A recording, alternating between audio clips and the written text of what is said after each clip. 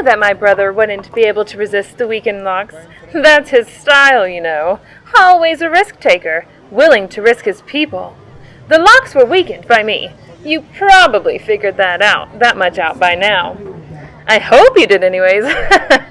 Otherwise, this game will be rough on you. Here's how it will work.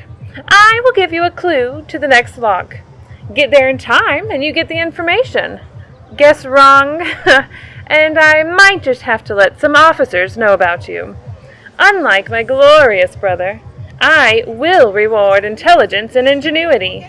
So let's play. First clue. Mullets and makos and groupers abound. With the red drum, an archive can be found. Well, what are you waiting for? Capitalism is an economic system, often confused as a governmental system, but capitalism is an economic system that is characterized by private ownership of property. The government doesn't own the property. The private individual gets to own things, whether it's a car or a piece of land or a factory. The private individual, or in some cases a corporation acting as an individual, is able to control the property. And the reason that they control property is so that they can have that property be used to make a profit. This might mean selling the goods that you have. It could mean that you have capital goods which you use to make other products. But the point of capitalism is that a private individual owns property in order to make a profit. Please be aware, though, that we live in a world of gray areas. There is no pure capitalism. There's no pure communism or socialism.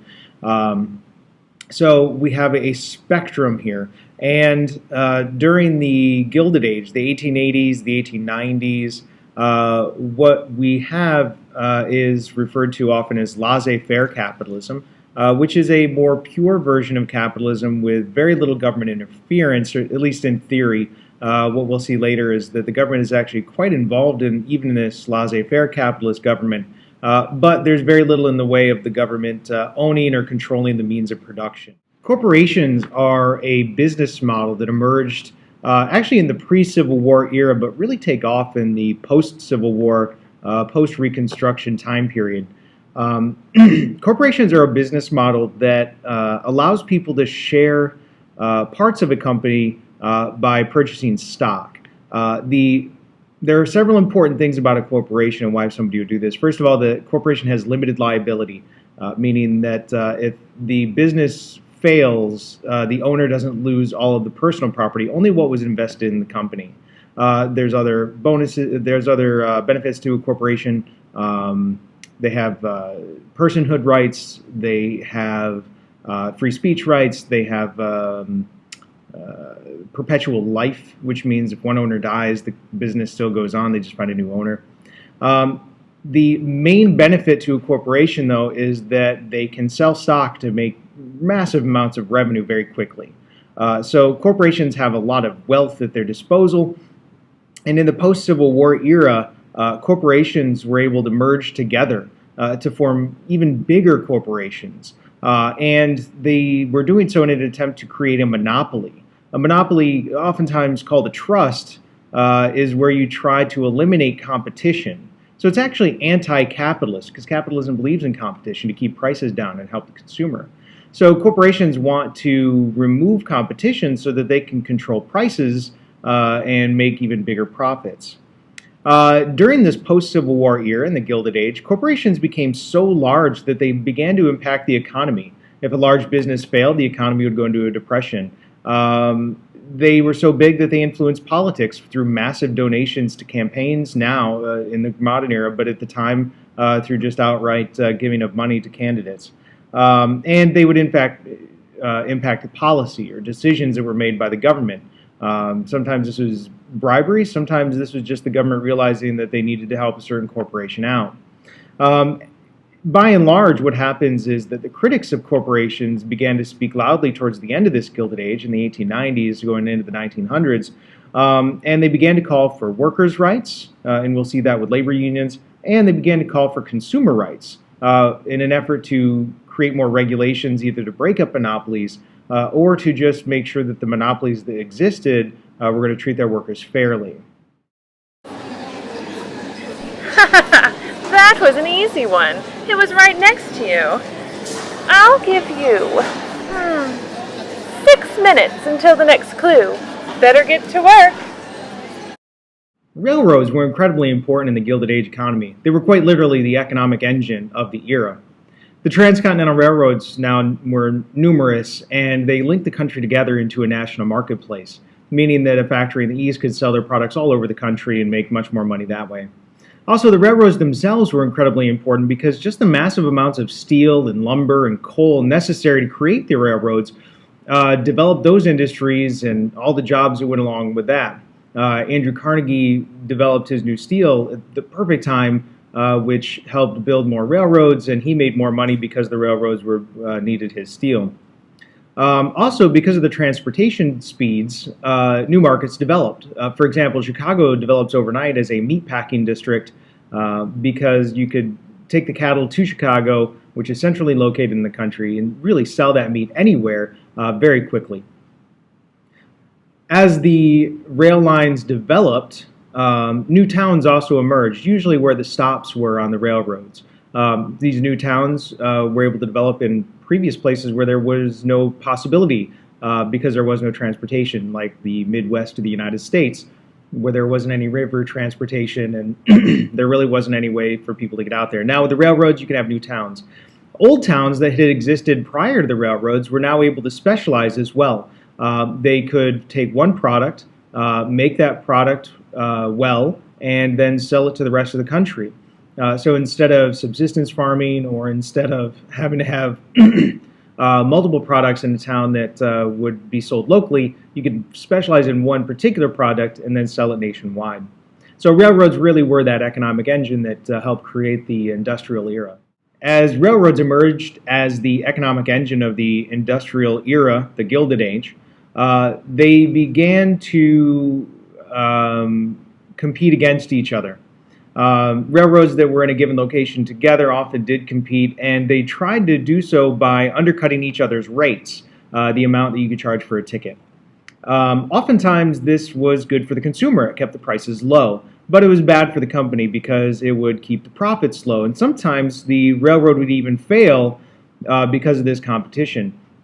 Now, if a railroad failed locally, the economy often went into a shock, sometimes going into an economic depression. If it was a larger railroad company, then the effects might even be felt nationwide, and the entire country would go into an economic depression. Now, railroads quickly realized that they shouldn't be competing against each other, that they should either merge together and form one larger company, which would eliminate competition and form sort of a mini monopoly, or they should allow the companies to exist separately, but they would form what are often referred to as pools, meaning that one company would take a certain set of consumers and the other company would take a different set of consumers, and they wouldn't compete against each other. So I might take one half of the city and they would take the other half of the city. Or I would only take people that wanted to travel to the north, and the other train would have to take people that wanted to travel to the south. So railroads did try to bypass this competition by forming either monopolies or pools. Hey, Ten, I'm here by the race statue, and I see you actually heading into the aquarium. You're in quite a hurry, too, but I don't see any marks. Don't forget to do that. I need to know where you're heading. There are a lot of officials and jacks walking around here. I just want to keep you safe. Entrepreneurs in the Gilded Age, in this industrial era, often use new technologies and new business tactics in order to create these very large corporations that would dominate their particular industry. Andrew Carnegie is probably one of the best examples of this, and he dominated the steel industry.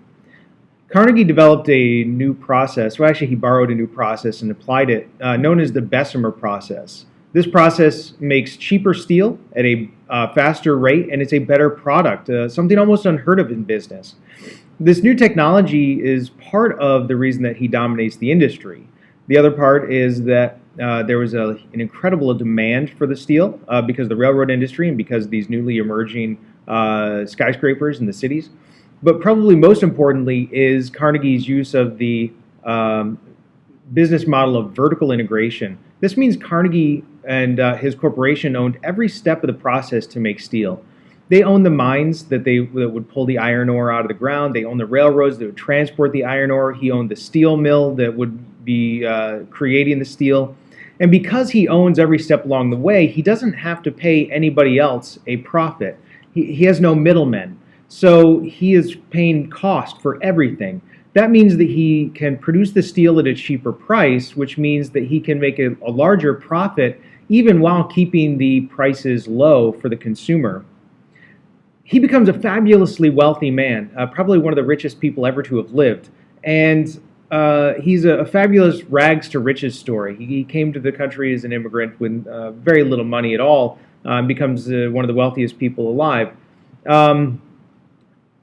He did not treat his workers very well, though.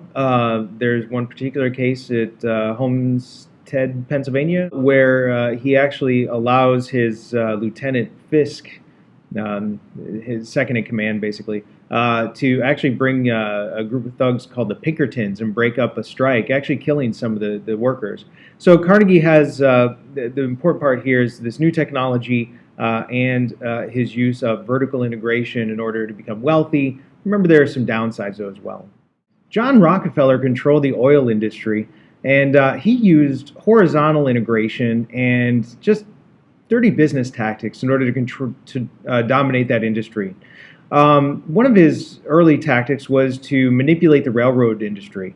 Railroads became so reliant on Rockefeller and Standard Oil using their lines that he would often force the railroads to give his company rebates, meaning lower rates or money back for using their railroads, or even kickbacks, meaning just money that they slid under the table to him so that he would continue to use their railroads, which means he got a lower rate from them than competitors did. And that often hurt the competition because they would have to charge more for their product.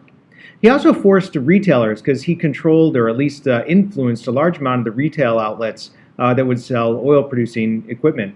And he forced them not to sell to his competition. So again, a little dirty business there.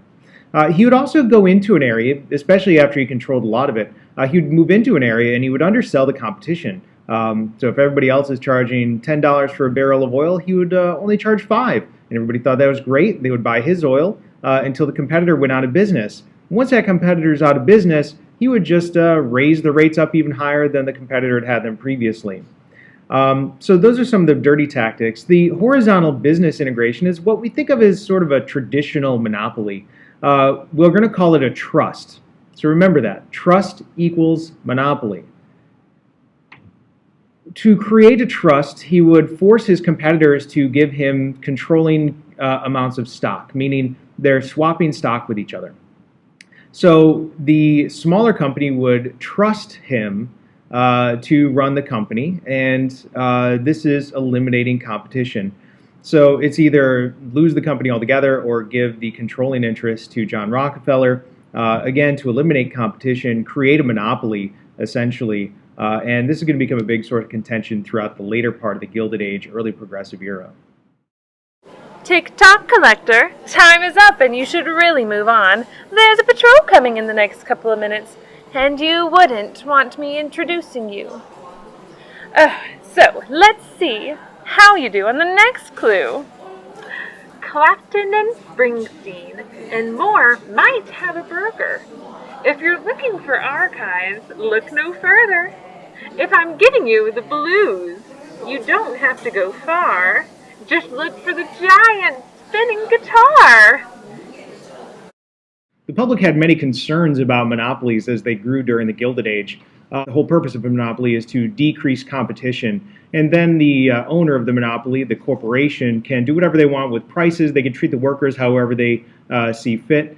So the workers and the consumers are really harmed by the monopolies. In fact, at this time, many of the sort of common working class people referred to these wealthy business owners as robber barons, people that were growing incredibly wealthy by exploiting capitalism and essentially stealing from that working class, whether by it's paying them wages that are too low or overcharging them as consumers. Many people felt that the government was protecting the wealthy and the corporations too much. So they were trying to get the government to pass laws that would help protect the workers and the common man. Part of this is the argument that this unfettered or unregulated capitalist system, this laissez-faire moment, led to instability, and we can see this economically. There was a major depression every 8 to 10 years from the end of the Civil War all the way up through the Progressive era. So these depressions led to calls by the public for more government regulation, more efforts to break up the monopolies, to control the practices of these wealthy businessmen. So the people voted. They wanted to get the government back to the people. They wanted to get the economy working for the common man again. And the government ended up passing a law known as the Sherman Antitrust Act. Anti meaning against, trust meaning monopoly. So it's the Sherman who passed the bill, Antitrust Act. It's a first step. It's not a great step. It did try to prevent combinations and restraint of trade. In other words, break up monopolies so that they couldn't have a stranglehold over the industry. It does increase competition a bit. Eventually what we'll see is that the monopolies are going to turn Sherman Antitrust back on the people. And we'll get to that in a little while. The owners did not want to be known as robber barons. They would prefer to have been known as captains of industry, somebody that's guiding the economic ship. Partially, this is based on the concept of social Darwinism, or survival of the fittest, that these owners had gone through the rigors and the machinery of capitalism, and they have come out on top, which means they are the best fit for that society. They survived, everyone else was just complaining, so the rules shouldn't be changed just because they had won. It is a way to justify their wealth so that they didn't have to feel guilty about being so fabulously wealthy while everyone else was suffering during the Gilded Age. Part of the problem with this is that it ignores a lot of the systematic issues that help get them up to the top, right? It ignores the fact that in the South, Jim Crow meant that no minority population would have been able to even attain any middle-class status because they couldn't get bank loans. If they spoke too loudly, they could be lynched. It ignores other situations that actually benefited them. They didn't really want laissez-faire economics anyways. Laissez-faire means government hands-off, and these owners of the corporations didn't really want the government to keep their hands off. They were consistently advocating for a high protective tariff so that they wouldn't have to compete with foreign businesses. That is the government getting involved. Remembering back, they advocated for government westward expansion. The railroads accepted land grants and subsidies, so the government was heavily involved there. They used the American military to break strikes and other pro-business, pro-management attitudes against labor unions. And they would often lobby for other types of protections in government contracts in order to help promote their businesses. So they wanted to use social Darwinism and laissez-faire capitalism, and yet they didn't really believe that that was this idea of unfettered competition was really good for them. Dad, geez, you really need to slow down. Someone's going to get suspicious if you're running around, especially if I'm chasing you. Why'd you leave in such a hurry? Maybe the locks were strengthening a bit? Anyways, I see you left a mark by Johnny Rockets. Looks like you headed towards the old Hard Rock Park Pyramid. That's weird. For being in such a hurry, you really only need to leave a single chalk mark. What's with the 2 dashes and 2 dots? You're acting a little funny. This isn't like you. Throughout the Gilded Age, the wealthy industrialists wanted people to believe that they too could become wealthy. There was a movement created largely by Horatio Alger and what are known as the rags to riches stories. Carnegie himself was an example of rags to riches, and essentially this means that anyone can grow to be wealthy, they just need to work hard enough.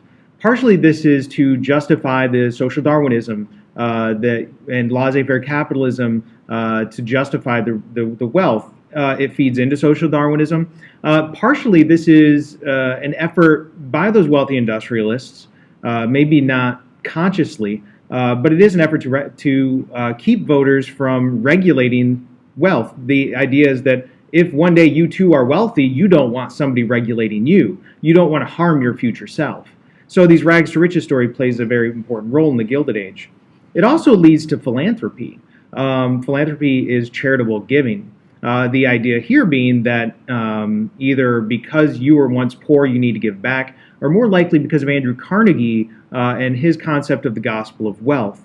In this notion, the wealthy were not made wealthy because they should be rich. There's this notion that God created the wealthy so that they could take care of the poor. So social Darwinism is justified as an act of God so that the rich can grow, they become wealthy, but they have to give a lot of that money away through charitable giving. They gave away millions of dollars. Carnegie gave away most of his fortune. They mostly built libraries, universities, public buildings. Most of it would have been only able to have been taken advantage of by the white middle and upper class. And oftentimes it was seen as more of a PR move. John Rockefeller started giving away a lot of his fortune after he was accused of antitrust violations and dirty business tactics. Carnegie was part of a couple of really nasty labor strikes. So there is some element of that to it as well. Well, time to go. Need to get your exercise in and all that. In medieval times, knights would spend their days here. Kings and queens would be kept secure here. Dragons and marauders and invaders had much to fear here. Better hurry, collector. You have 10 minutes. And I hope you brought some cash. Despite the monopolistic practices that were so prevalent during the Gilded Age, there was some evidence of a rising standard of living, meaning things are getting a bit better during this era than they had previously been. There was access to new consumer products, things like electricity, the typewriter, telephone. All of this was harnessed and were making people's lives a little bit better. In fact, some of those products, the typewriter, the telephone and such, changed the economy a little bit so that brute strength was no longer the sole requirement for taking a job. These new conveniences allowed women to move outside of the domestic sphere. They could take jobs as secretaries, they could be telephone operators and such. So there were some new opportunities for women there. Mass production also decreased the price of goods. This is not the assembly line. That doesn't occur until 1913 with Henry Ford, so we're not quite there yet. But there is mass production within these factories, and the price of goods is coming down, so more people are able to participate in the consumer culture. Not everyone was benefited, though. Not everyone could participate in the economy fully. Farmers, for example, were particularly suffering. Part of this is because of supply and demand. New machinery meant that they could produce more products. That actually increases the supply while the demand stayed the same, which lowers the price, so they're getting less for their farm products. Factory workers and just the working class in general was also having a hard time. The open immigration policy kept wages fairly low. Monopolistic practices kept wages low. So the working class, the factory workers, were suffering from low wages, bad working conditions, long hours. So not everyone was able to take advantage of this fully, but there was an effort, and we do see that there is a bit of a rising standard of living in the Gilded Age era. There you go again, Ten. I see you ran into the putt-putt course. I can't really see you in there, so I hope you're okay. I do see you made a quick dash mark outside of the course, so I'll keep an eye on the entrance. I hope whatever it is you're finding is worth all this running. It makes me nervous. Stay safe in there.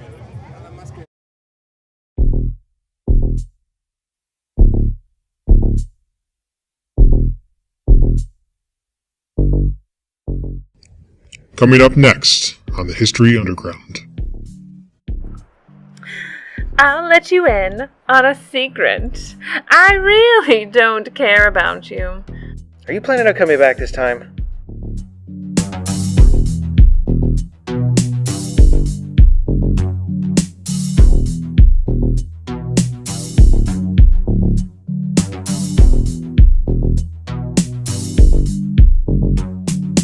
As you pass by the other cells, you see their heads hung low.